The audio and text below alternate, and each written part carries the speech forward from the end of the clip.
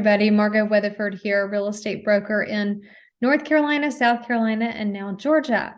I'm here with you today to talk about 1031 exchanges. And 1031 exchanges are an excellent option for real estate investors who are looking to defer capital gains. In fact, I've helped many of my clients do 1031 exchanges, and even if they've chosen not to take advantage of this IRS tax code, I have given them and equipped them with the strategy to do so. So I'm here to share it with you. In this video, I wanted to just go over some simple terms as it relates to 1031 exchanges. So again, this is a very basic video. I'm just going to go over some terms.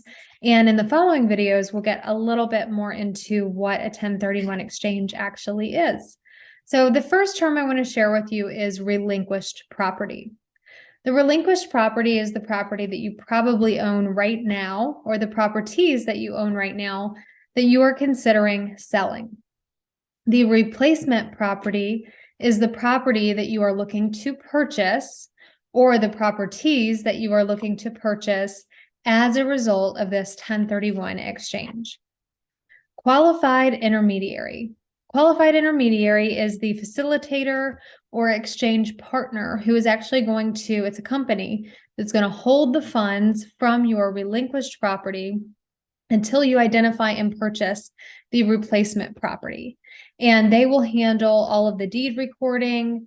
They will handle the paperwork alongside of you, but they are the exchange facilitator and they hold the funds.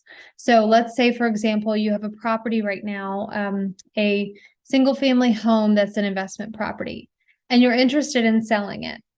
And you've got two duplexes in another market that's cheaper, that you could actually take the proceeds or the equity that you have in that single family home and use it as a down payment to buy those duplexes.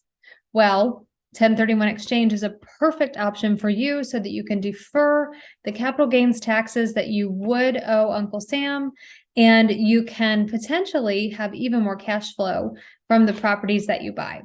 So qualified intermediary is a very important piece of the puzzle with a 1031 exchange. Investor's Title is a qualified intermediary that I've worked with in the past. They're excellent at their work. I will drop their information in the description, and they are an option for you. The last term I want to share and emphasize is an exchange advisor. I am not a real estate or tax attorney or CPA. I'm a real estate broker.